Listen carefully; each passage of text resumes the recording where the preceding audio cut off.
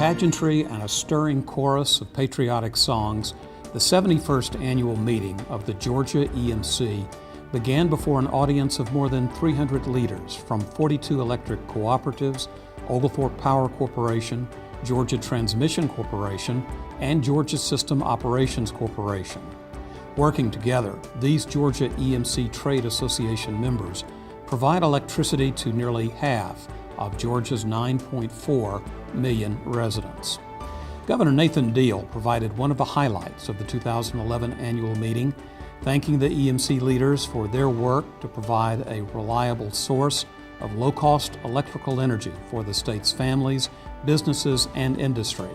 The governor talked about the challenges facing Georgia's economy, but he also noted that our state has now completed 16 months of continuous growth in state revenues.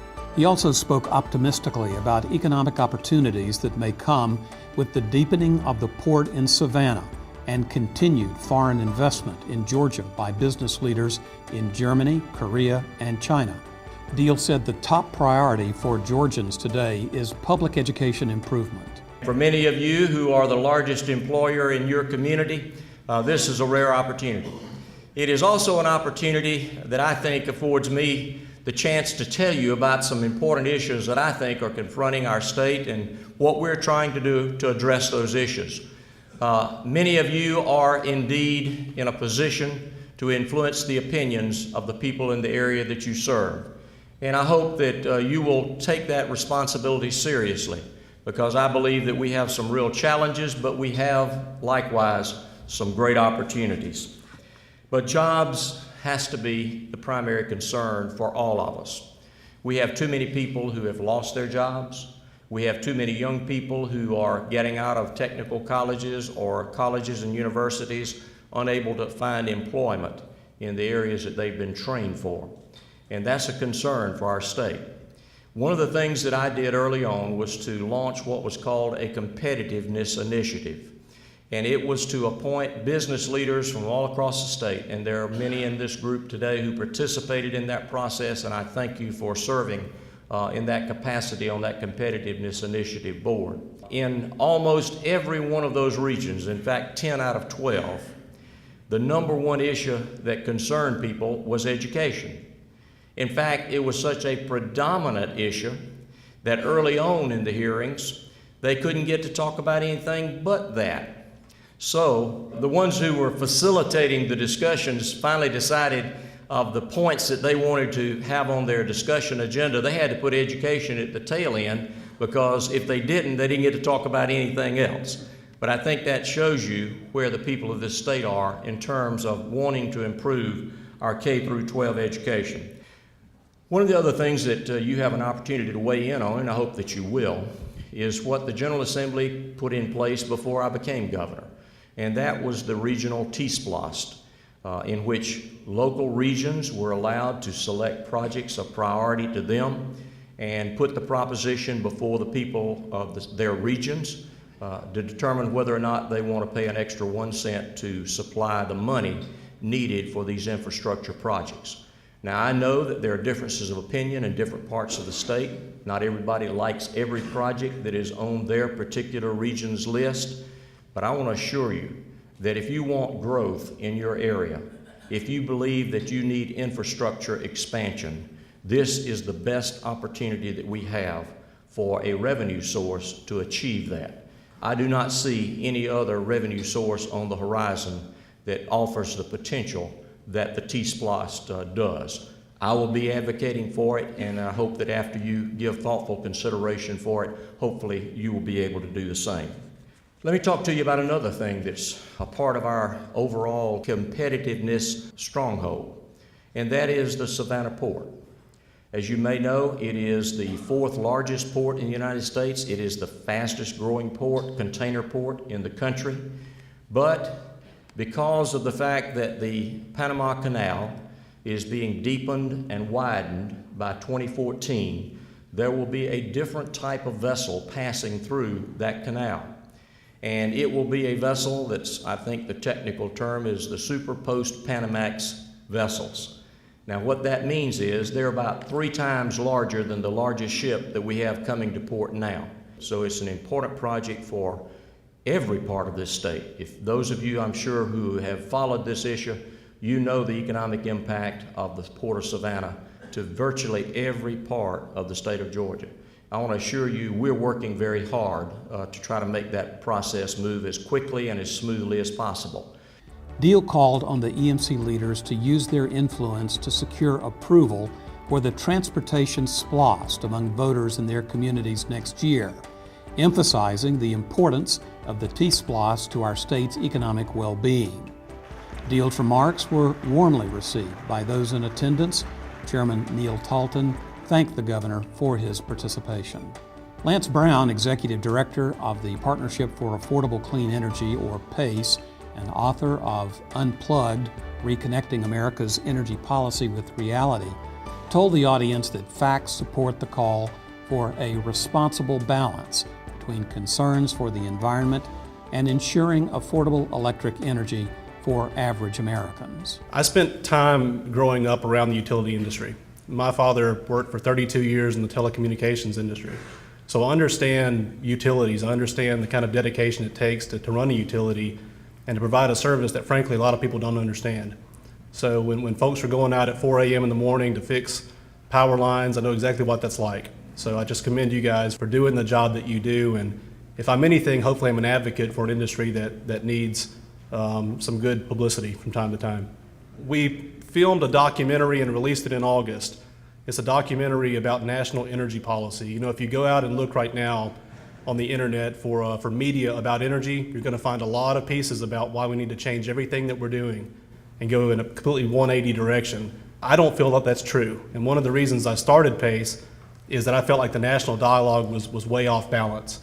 We weren't asking the right questions. We were asking questions like, how quickly can we change our energy system?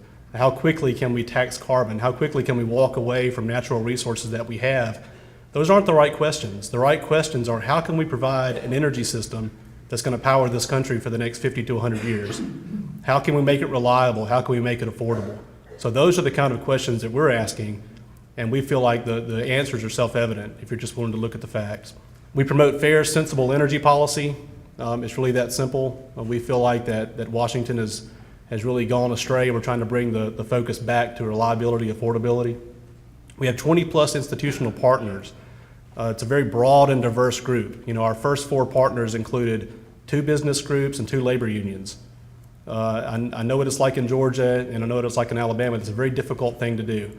So at the time, we had several groups that were really looking in the same direction, and the opportunity to bring together groups like business and labor on one issue I thought was very important. Today our coalition includes not just business and labor, but agricultural organizations, consumer organizations, groups like the Tennessee Chamber of Commerce.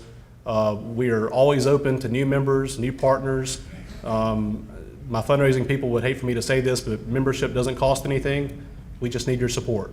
So if you have a group out there that wants to be part of our coalition, believes in the things that we believe in, we'd love to have you as a partner.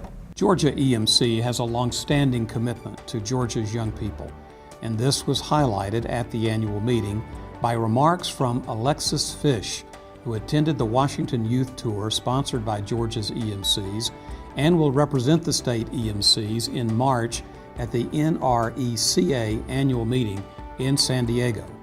Fish expressed her appreciation for the opportunities that Georgia's EMCs have provided.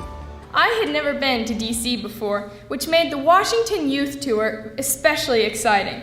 There I was, walking down the hall of the United States Capitol, or up the stairs at the Lincoln Memorial, where Martin Luther King gave his famous speech. While there's so much that we still don't understand, we have seen firsthand the fascinating history of America's government. Needless to say, I learned many valuable lessons on the Washington Youth Tour alone. There is no doubt that the Washington Youth Tour has greatly impacted my life, and I'm very thankful to you, directors and managers of Georgia's electric cooperatives, for giving me the chance of a lifetime. I stand here before you today for all 104 delegates whom you sent to Washington this past June to say thank you. Thank you for making this trip possible by your continued support. You have given us and so many others an incredible opportunity. Alexis Fish's uplifting and optimistic message was counterbalanced to some extent by Chairman Neil Talton's realistic perspective about the economy, the regulatory environment, and the tough challenges confronting Georgia's EMCs. My message today is a simple one. We're in this together, and I feel it is more important than ever to stand unified as EMCs. I know everybody can't be happy about everything all the time, but we can't deny what's happening, and if we go it alone, that's almost like having no voice at all. We're faced with a changing electric industry and could see drastic changes in the next 10 years in how we buy, sell, and deliver electricity and how much it costs. Much of this will be based on rules made for us through our elected officials and regulatory agencies. Other changes will likely come through technological innovations. In staying true to our call to provide safe, reliable, and affordable electricity to our members, we must have the courage and perseverance to stand up for our members. We must also make a commitment to stand united and continue to come together for the greater good. Echoing Chairman Talton's concerns about the challenges confronting the electric utility industry was Georgia EMC President and CEO Paul Wood. I do live in Georgia where our EMCs are strong and we're innovative, even during tough times. We stand together on tough issues, and as a result, we have tremendous influence in our state's political institutions. We're leaders in economic development, and the EMCs in Georgia are looked at in the highest esteem throughout the state. Wood took the opportunity of the annual meeting to thank every member of Georgia EMC for their decision to support improvements at the Georgia Future Farmers of America campground. Speaking on behalf of those members, Wood announced that $64,000 had been raised. Georgia's FFA leaders were present to receive a ceremonial check from Wood. An important and reaffirming part of every Georgia EMC annual meeting are ceremonies that recognize local EMCs for efficient and effective operations, as reflected in the No Lost Time Awards. The No Lost Time Award is presented to EMCs that have outstanding work habits, resulting in no lost time accidents during the preceding year. At the 2011 annual meeting, awards were presented to Oglethorpe Power Corporation, Tri-County EMC, Excelsior EMC, Coastal Electric, Upson EMC, Carroll EMC, Georgia Transmission, and Mitchell EMC. The Life Saving Award was established to recognize those EMC employees whose courageous and skillful actions were instrumental in rescuing someone from grave and immediate danger. 15 recipients representing 6 member systems were honored at the annual meeting for their acts of heroism. Among those recognized were Travis Lunsford of Blue Ridge Mountain EMC, Dawn Hunter, Darrell Sewell, and Rusty Rainey of Coweta Fayette EMC, Rob Edwards, Jimmy Roberts, Rick Baldwin, Joe Hicks, Eddie Williams, and Dan Varner of Jackson EMC, Steve McDonald of Oglethorpe Power, Linton Scott and Tony Griffin of Rail EMC, and Jared Smith and Jason Blankenship of Walton EMC. Georgia EMC Services Committee Chairman Frank Askew and members of the annual meeting audience applauded warmly for these EMC heroes in gratitude for the lives they saved. Safety is a top priority for Georgia's electric membership cooperatives, and several local EMCs were recognized for going through the Electric Cooperative Safety Accreditation Program of Georgia. They include Emicalola EMC, Coastal Electric, Greystone Power, Jackson EMC, Sumter EMC, and Walton EMC. Georgia EMC inaugurated a new recognition program in 2011. It's the Community Service and Volunteerism Awards. Askew told the audience that EMCs are major corporate citizens, providing leadership in economic development, tourism, education, school and youth programs, charitable giving and community support, and much more. He said Georgia EMC hopes these awards will further serve to spotlight the good work of its members. Carroll EMC, Walton EMC, and Greystone Power were finalists in this year's competition for EMC of the Year. And the winner was Walton EMC. Walton is credited with displaying its commitment to the community through a multitude of employee-led projects that raised money, provided volunteers, and delivered community services that helped real people in real need. The annual meeting also honored individuals from among its member companies. Finalists for the EMC Employee Volunteer of the Year were Lanny Hammett of Coweta Fayette EMC, Johnny Beckton of Planters EMC, and Jimmy Autry of Flint Energies. Each finalist had accomplishments that were described as amazing. The winner of the Georgia EMC Employee Volunteer of the Year is John Beckton of Planters EMC, who's credited with rallying his coworkers and others in very successful efforts to raise money for cancer research, despite the fact that unemployment levels have taken a toll on the economy in his community.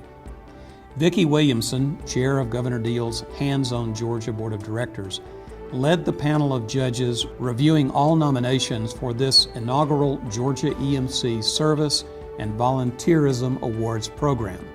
She told the gathering that the more than 5,000 employees of the various EMCs in Georgia are very involved in making their communities a better place to live. You've helped those who are sick, who are hungry, who are poor. You have supported veterans and the men and women who are in our armed services, and you've helped heal the land. It was a very humbling experience to be able to judge all of these applications for these awards, and it's truly an encouragement in the face of tough economic times. Servant leadership truly is the way to bridge the gap when we do not have the funds to continue the programs and the services that really make the state great. EMCs across the state of Georgia do more than illumine our homes. You truly are a beacon of hope. Georgia EMC President and CEO Paul Wood honored a number of current employees for their continued service, and Vice Chair Alice Mallory asked everyone to pause for a moment of silence to remember former EMC employees who passed away during the past year. The annual meeting, which was considered very successful, concluded with the Board of Directors meeting on Tuesday, November the 15th.